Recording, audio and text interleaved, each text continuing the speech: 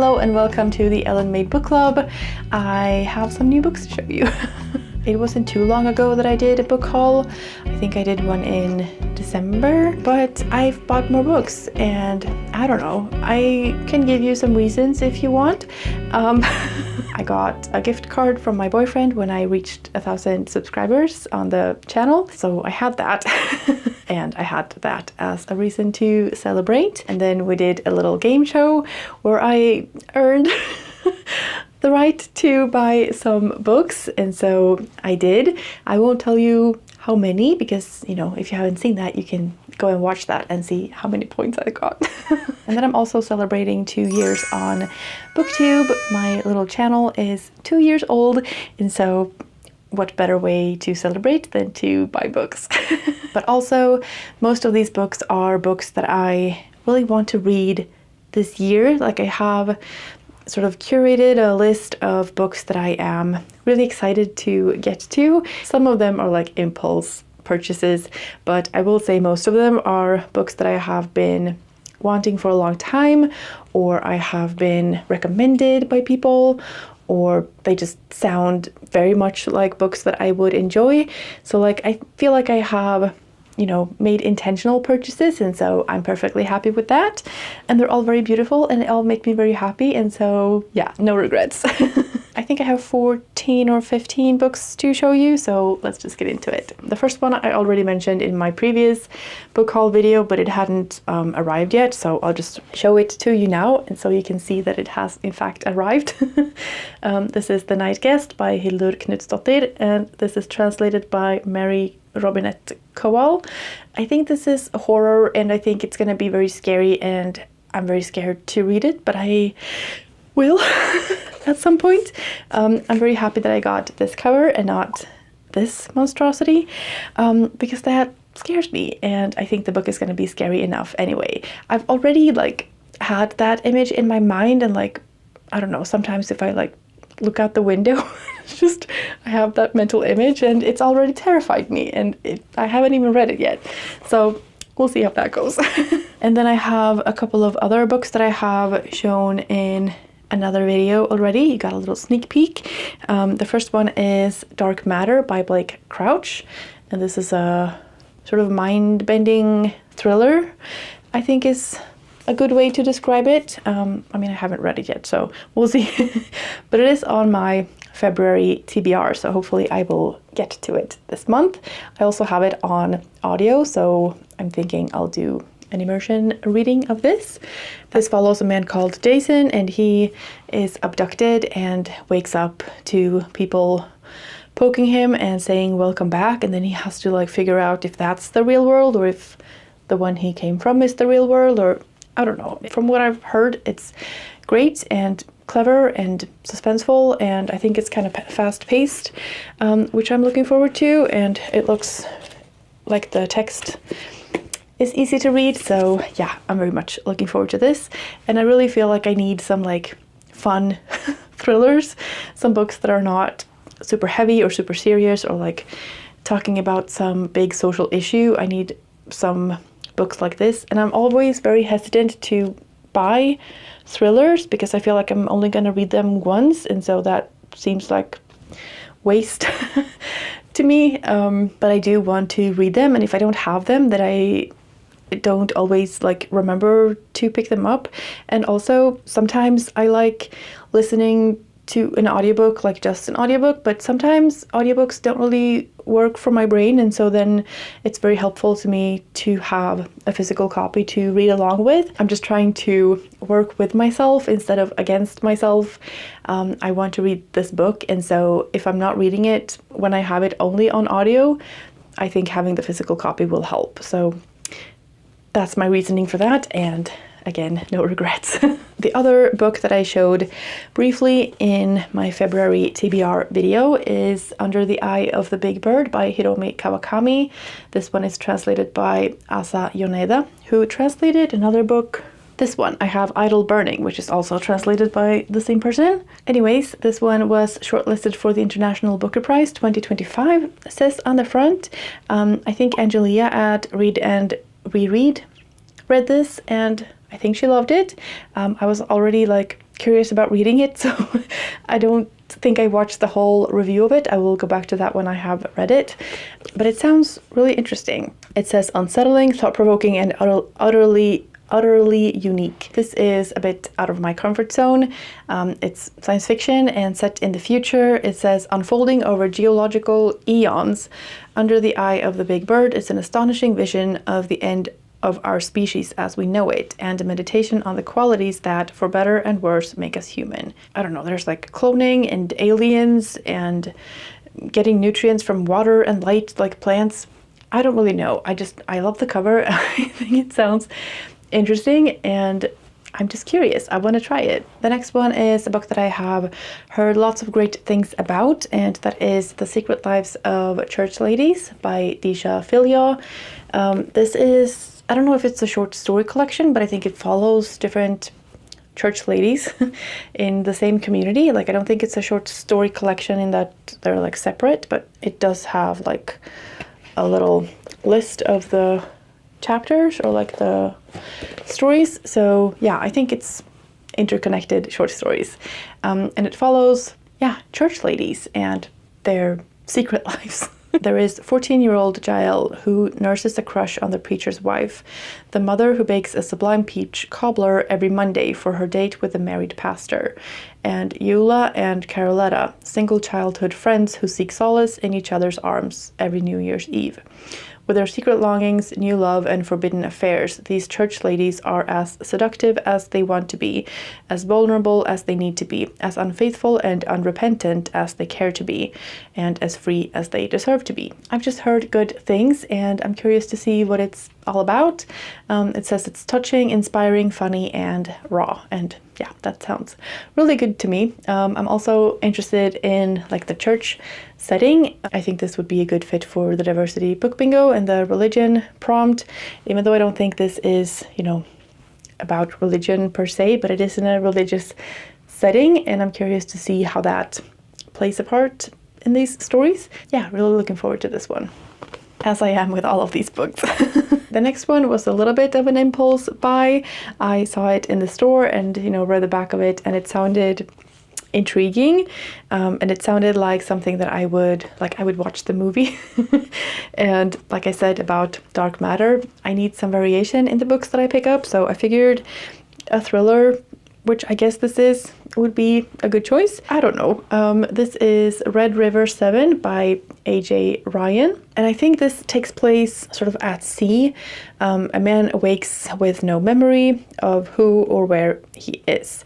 He's not alone. There are 6 others, each with a unique set of skills. None of them can remember their names. All of them possess a gun.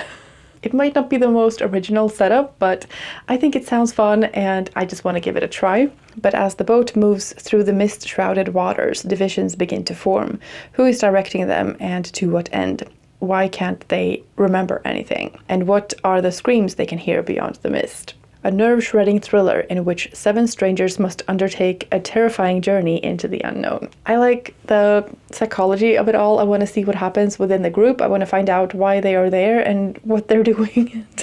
I don't know. It just sounds like a fun time, and it sounds like a fast-paced read, and like it's going to be suspenseful and dramatic and action-packed, and yeah, I need some of that. The next one I've seen someone talk about, but I can't remember who. I'm really bad at taking note of that. But I saw it in the store and I figured, why not give it a try? I think this is sort of young adult horror, so a little bit of a different vibe.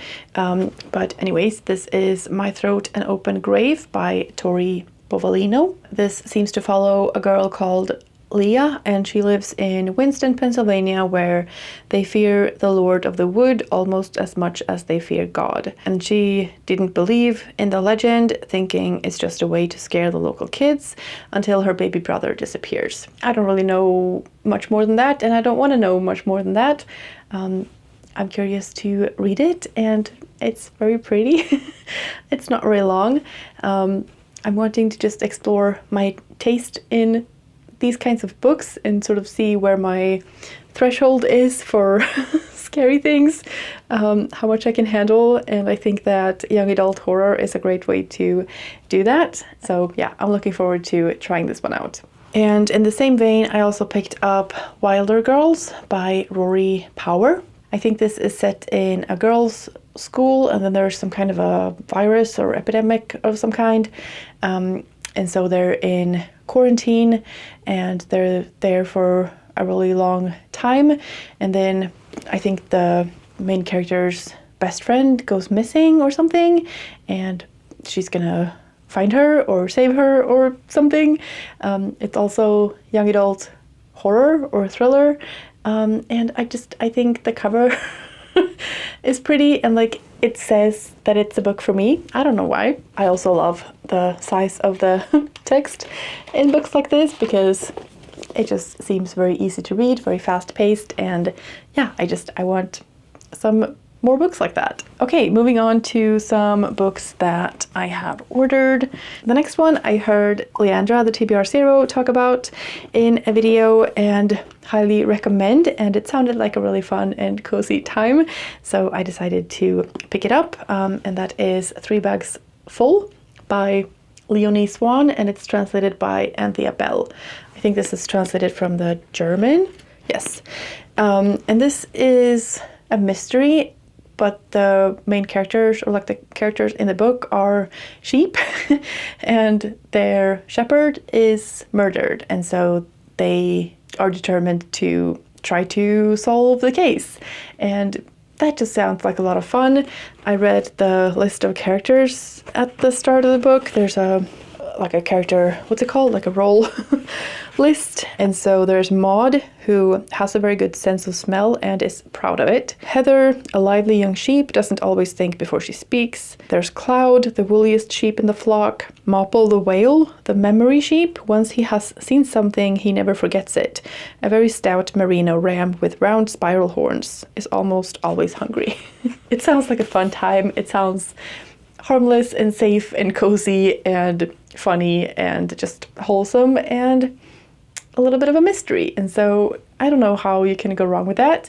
I'm not much of a mystery reader, or like, I don't know if I should say that. I've read 2 Agatha Christie's that weren't my favorite, and so I can't just like write off the whole mystery genre based on that, but like I think I need something else to try, and so why not do something very different and read this one with a bunch of sheep. The next one I just came across while browsing for something on the Blackwell's site. I haven't heard anything about it, and so I don't really know, but I think it sounded interesting and like something I would like to read, and that is The Serpent Dance by Sophia Slater. I think this is a mystery thriller and it's set around Midsummer, so I figured it would be fun to have a book to read then. It says, at Midsummer, the Cornish villagers of Trevennick dance around bonfires and make offerings to the river. It's not the sort of thing that appeals to Audrey, who is very much a city mouse. But when her sort of boyfriend, Noah, whisks her away on a surprise trip to the West Country, she's determined to do the best she can to enjoy herself, if that's what it takes to remove the question mark from their relationship. Then their first night ends in tragedy, and Audrey finds herself embroiled in a police inquiry and unsure who to trust. She'll have to untangle the mysteries of this insular community quickly, though, because people are dying fast. I don't know, something about the setting of Midsummer and like a friend group going away to celebrate Midsummer, and then people are dying. And she's just there and doesn't really know anybody, I guess. And she's like stuck in this police investigation. That sounds intriguing to me, and so I wanted to give this one a shot. Next up, I have a book by an author that I have read a book from and loved before, which was I Who Have Never Known Men by Jacqueline Harpman. And so I decided to get Orlando by her. And I'm really annoyed because they look so similar and like they would match perfectly. And then you put them together and like the white is not the same. This one is kind of yellow, and like they are almost the same. They have a little dot and like the font is the same and things, but then why? They will still look good on my shelf, and you know, the most important thing is that I enjoy the book.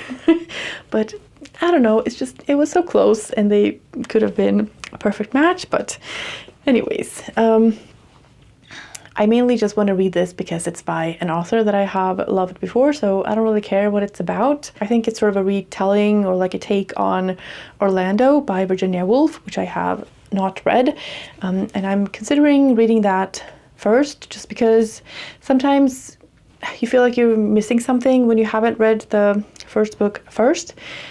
So we'll see if I decide to do that, but I think that's pretty long and this is very short.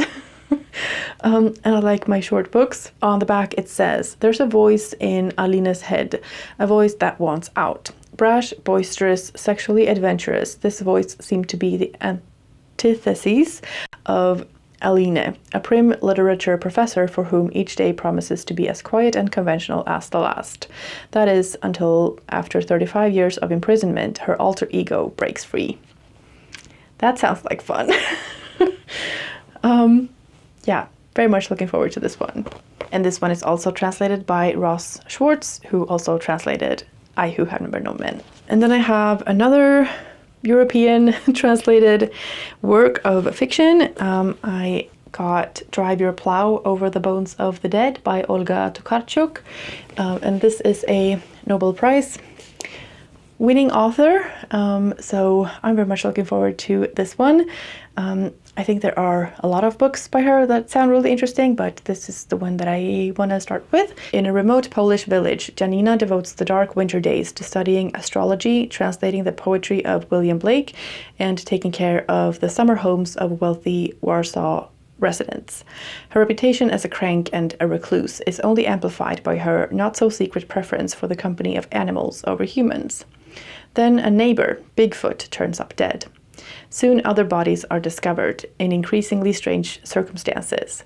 As suspicions mount, Janina inserts herself into the investigation, certain that she knows who done it, if only anyone would pay her mind. Part murder mystery, part fairy tale. Drive Your Plow is a thrilling philosophical examination of the ways in which some living creatures are privileged above others. Everything about this just sounds really great and really intriguing to me, and so I'm very much looking forward to reading this. The next one sounds like a little oddball of a book, but it comes highly recommended by Ben at Ben Reads Good.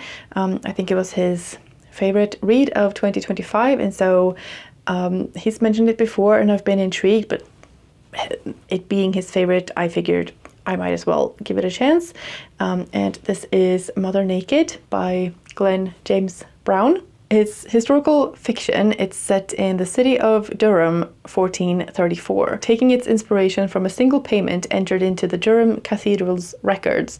Mother Naked was the lowest paid performer in over 200 years. Set against the traumatic shadow of the Black Death and the peasants' revolt, Mother Naked speaks back from the margins in a fury of imaginative recuperation.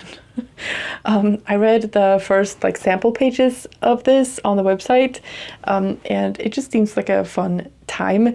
It starts off with this character, Mother Naked, and he has arrived at some kind of a party, it sounds like, and he's telling the story of why he's there instead of the other guy that was supposed to be coming. And everybody's really mad that he's there and he's not the one that they had ordered. He's not the good entertainment. So I don't know, but he just starts telling the story, and it's written in a very old-timey monologue entertainer kind of language. I don't know, it just sounds like a fun time. It just seems like a really immersive read to me, because you're just there. You just start reading and you're there and you see this little character. So Mother Naked is the name of this entertainer, and it says the story he's come to tell is the legend of the Fell Wraith, the gruesome walking ghost, some say slaughtered the nearby village of Sigerstin 40 years earlier. I don't know a lot about the book or the story. I've heard good things, and it sounds like a fun and different time. So yeah, I wanna see what this is about. The next book is also on my February TBR, so hopefully I will get to this one really soon. This is White Moss by Anna Nerkagi, translated by Irina Sadovina.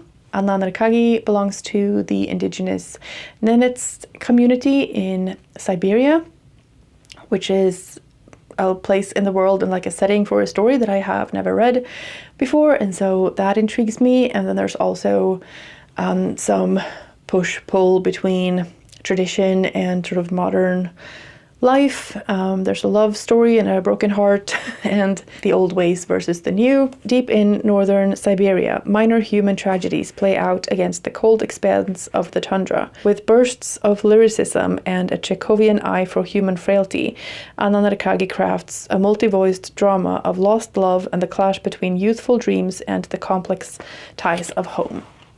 That sounds fantastic to me. This was originally written in 1996 and it just came out in an English translation this January. I have a couple more books here, but before I forget, I also have another book on the way, which just hasn't arrived yet. It's called Light Seekers by Femi Kayode, and it's a Nigerian thriller or like mystery crime novel.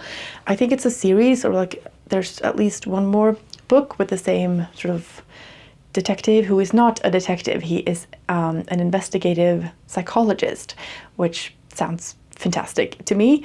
And this first book is about a crime where there are several men who are sort of tortured to death as punishment for a crime they committed, and everybody knows that they are guilty, but nobody knows how or why or like what happened.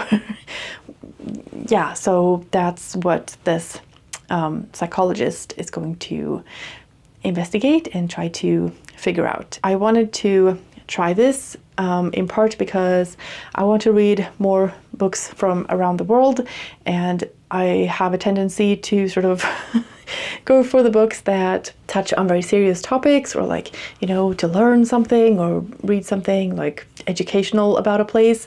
And that's all well and good, and I want to keep doing that as well. But I also want to try to find books that are fun in the sense that it's a thriller. It's not like a memoir or something. And this one definitely seems to touch on social issues and politics and just like some rough situations in Nigeria.